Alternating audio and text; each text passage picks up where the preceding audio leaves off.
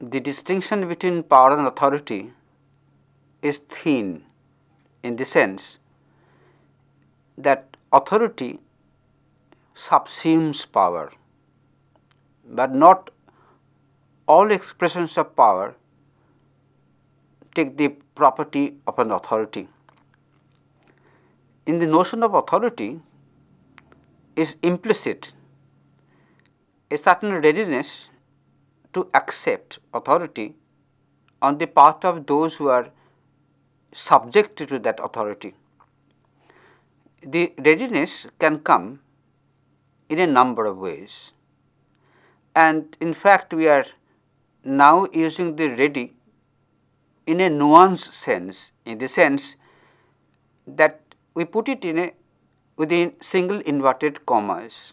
Given this fact that domination, power, authority all belong to a broader category of determinants of behavior of those who are subjected, authority takes different forms. But to remind ourselves, the classification we are about to offer is once again for the convenience of understanding.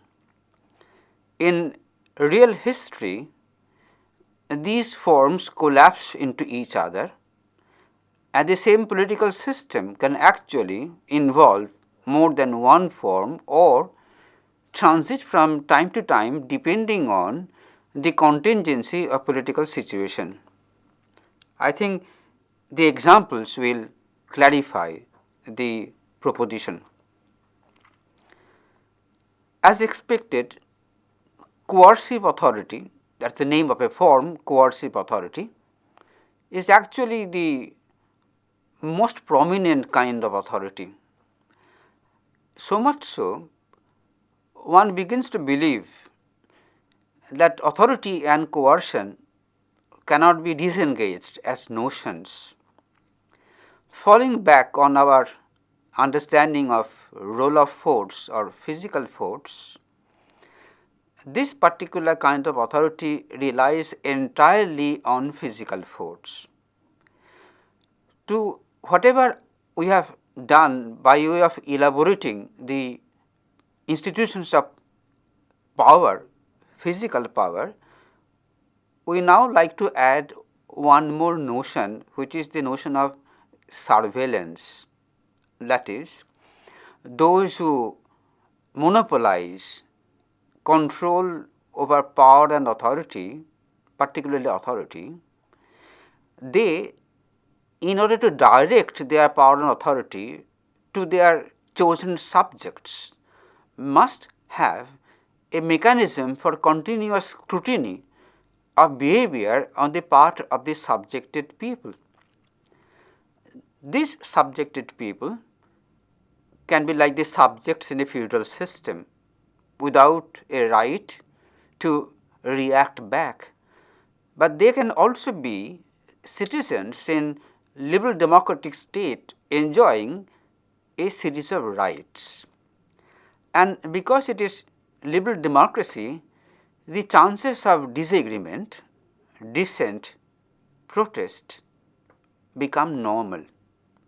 But then dissent, protest, struggles sometimes actually climax into more bitter forms of struggle, could be violent struggle, and civil war would be a very good example of that. In order to preempt the possibility of violence going out of hand on the part of those at a particular point of time are incumbents in authority position, those who are in authority positions must watch continuously about the way the citizens' minds think. This is the problem of those who are in authority position, who continuously negotiate with civil society, assuming for a moment that civil society is really a space for freedom, as it is normally treated from the days of Hegel. That being so, keeping a watch over how citizens think, what they are about to do, we need or the state needs, or whoever is in authority position, wherever is, they need to be watchful and they devise the mechanisms of surveillance. For example, we have police informers, we have hidden cameras, we have local informers within each organization which actually keep those who are in authority informed about tendencies which are basically non-conformist and conflictual. So, any coercive authority rests not only on the control over a quantum of force it can employ, but also on the availability of the sophisticated technology of surveillance on their part. I mean, to go back to George Orwell's famous dictum, the big brother watches and the big brother watches everywhere. What is remarkable that those who are fighting against the state, for example, let us say among the Talibans, or for that matter any dissident group, could be the opponents in Ireland, or let us say currently in Scotland, those who want to secede from England, they also develop their own internal surveillance, whether somebody is betraying somebody else. And the best example would be the mechanisms of a godfather within mafia, because we assume and we take for granted that power is available beyond the state. Surveillance happens to be one major tool through which coercive authority flourishes, and many regimes have lost out because of poor surveillance. This is the universal. There is no political system, there is no state system, there is even no, let us say, economic arrangement which is actually without any kind of use of physical power and surveillance, at least of threat of surveillance, because threat sometimes suffices for many of us. Along with this particular form, we have what is called legitimate authority. Historically speaking, up till now, there have been four major waves in democracy, and each democracy is an assertion that even if somebody uses monopoly of physical power, it must be grounded in a certain legitimacy. So, we normally defined this kind of authority by the source of legitimacy which everybody would accept as a worthy source of legitimacy. We may recall here that Max Weber devoted a good part of his analysis in tracing the possible roots of legitimacy, and for the modern state, for him the only source must be actually rational laws or the constitution which expresses rational laws. But the point is, constitution or no constitution, legitimacy must be grounded in two things at least. One, those who hold legitimate authority must think and believe that they legitimately hold authority, and those who submit to them must also accept they have an obligation to submit to the authority of those who are treated as legitimate authority, and the entire formation of legitimacy actually originates in the civil society. It is not within the state or within the individual citizen, but actually the civil society must develop a consensus that somebody must rule and legitimately and somebody must submit and legitimately. This is the heart of what we call legitimate authority and what is normally passed off as liberal democracy. What is important is to note that because legitimacy is a good political ploy, those who are actually undemocratic, anti-democratic, dictatorial, they also create grounds of legitimacy. For example, a political party can claim that it has a legitimacy to rule because that party spearheaded the national liberation struggle. Or in the socialist movement, communist parties would claim that they are the legitimate rulers because they made the working class revolution possible. So, the notion of revolution is always constructed. There is nothing which is inherently legitimate. It is actually construction on the part of those who rule, those who enjoy authority, and on the part of those who actually accept that particular notion of legitimacy. This is actually the point when a particular legitimacy becomes suspect.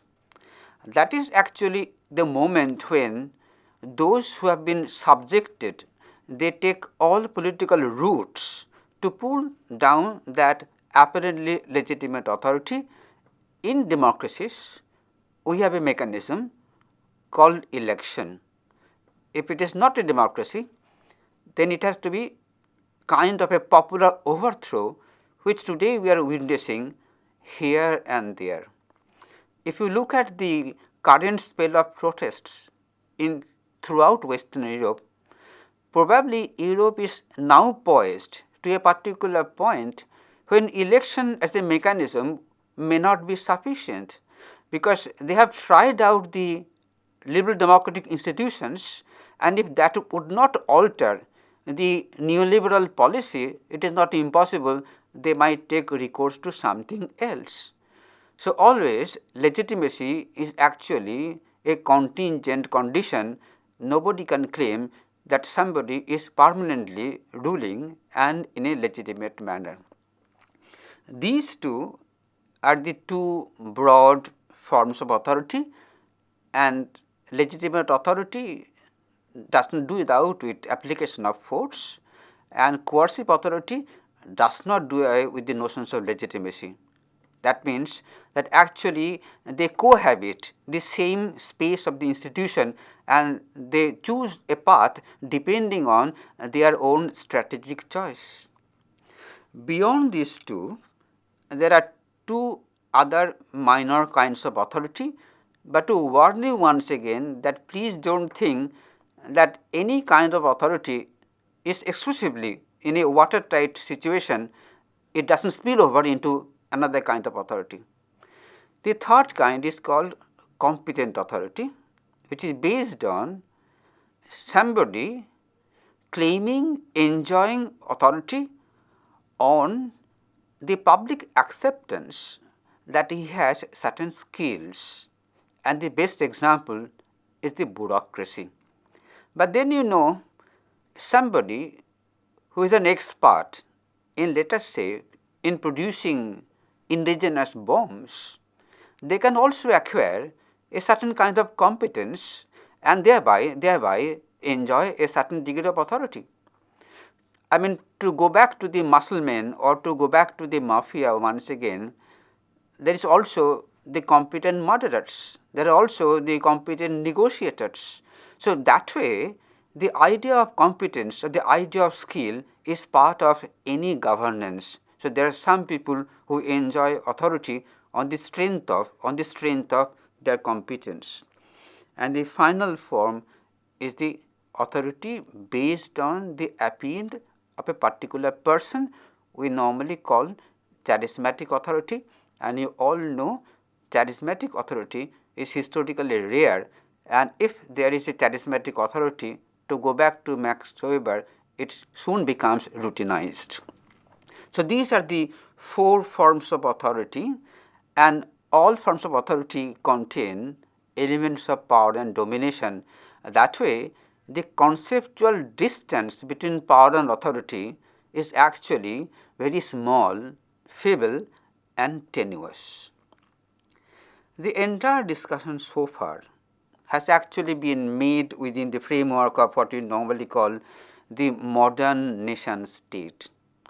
But it is wrong to think that the modern nation state is the only expression of power, because there are pre-modern systems, and the time span of pre-modernity is enormous, and that is heterogeneous in the sense that you cannot locate only one particular kind of pre-modern political system. But for the sake of argument and probably for an ease in illustration, we can fall back on the notion of feudalism, and where you have only hereditary authority, and there probably power would be power, authority would be authority, legitimacy would be legitimacy, only their bases would differ, because a particular system is ripe for law, but a particular system is yet not ripe for modern law. But it does not mean power is not there, authority is not there, or legitimacy is not there. This much is acceptable. This is going back into the past. If you return now once again to the present and to the projected future, what we have been observing, particularly since the close of the First World War, is the formation of supranational organizations, let us say the League of Nations, or after the Second World War the United Nations. So, these are certain beyond the nation state organizations which have come up, and they increasingly play a critical role. These are global in their expanse, but apart from those who are global in expanse, there are regional formations like say NATO or SAARC, or to be more contemporary, the division between the so called North and the so called South. And there you also have centers of power and authority which are not centers of power and authority of the nation state. It is actually a collectivity of the nation states which produce new centers of power and authority.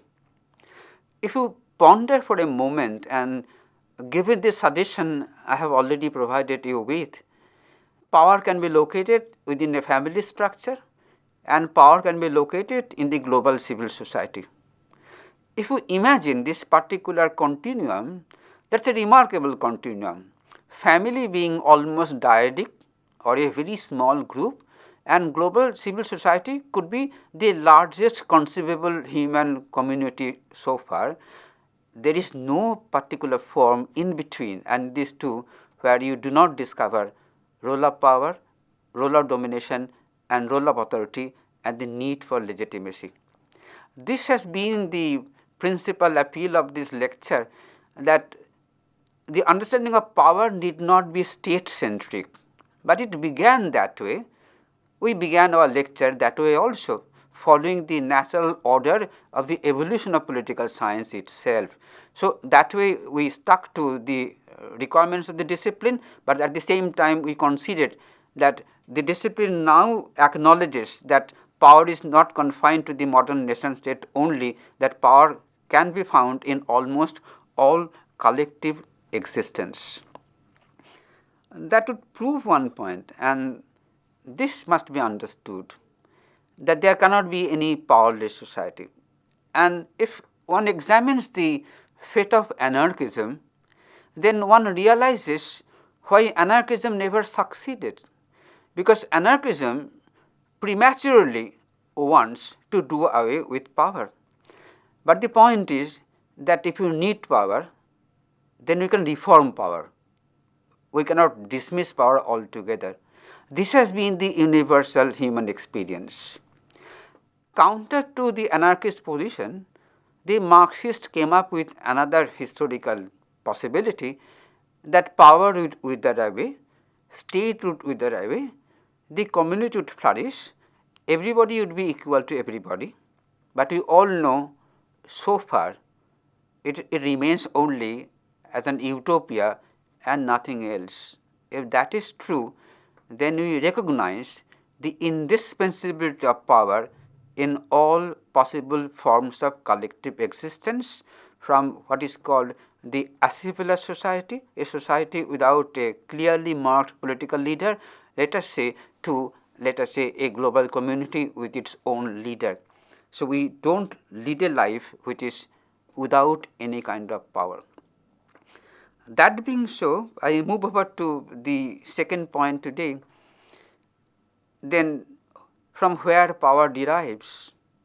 This is an analog to the question whose power we have in mind when you talk about power. And once again, in a classificatory mode, we talk about the possible sources of power.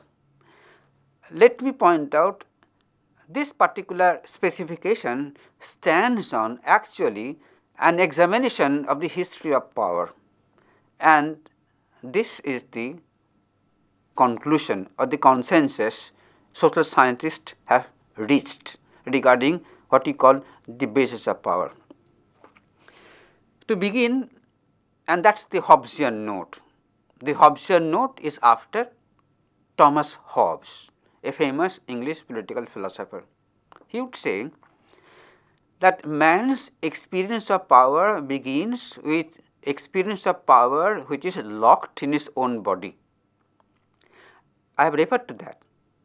I have also added that if my bodily power is not sufficient for the task, we have so many ways actually to enlarge our bodily power that we do, and where the role of technology comes in. That way, bodily power is a very critical input in any basis of power, and more primitive the system would be, greater would be the reliance on a larger army. We all know that a large army will never fight our next wars. It can be robo, it can be through any kind of ray, it can be through biological warfare, it can be this way or that way, but then power based on body will always continue to be in the focus. Apart from the power lodged in body, the other sources of power actually lie outside of our body. For example, income, wealth, control over vital natural resources. That is in one block, right. But please note that we are still stuck with the idea of a physical source of power. All the four I have listed so far, but it can also be constitution or legitimacy or a particular philosophy which provides the basis of power. It is increasingly established that in order to be in a position of power and authority, it is no longer important to command only the two bases listed earlier. Cultural capital can be as good a source of power. Let us clarify in this context what culture means. It means basically a network of shared beliefs, attitudes and values which are typical of any human collectivity. It has an extended meaning also. By culture we mean aesthetic productions like say fine arts or music or cinema. With the increasing attention paid to popular culture, folklore, myth, fashion, intangible things normally dismissed as objects of the leisure class is now being recognized as a great resource for claiming, enjoying power and authority. Like any capital, cultural capital is not also evenly distributed. Those who enjoy a greater share of cultural capital, they can enjoy power and authority more than those who are deprived of it. We have the literate illiterate divide that would give us some indication how literate persons command little more power and authority than illiterate persons under the normal circumstances. So, power has its basis, and the bases actually feed into each other.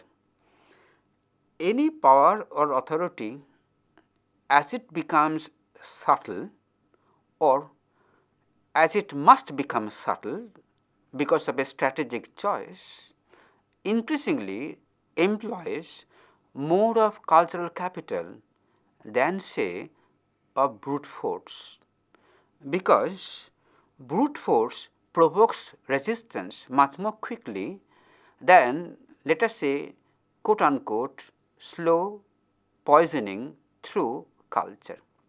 This is the control over the thought process or the public opinion, or what is called the control over mind, and all modern systems are becoming increasingly expert in producing knowledge through which human beings, people, can actually be made subjects, though formally they are citizens.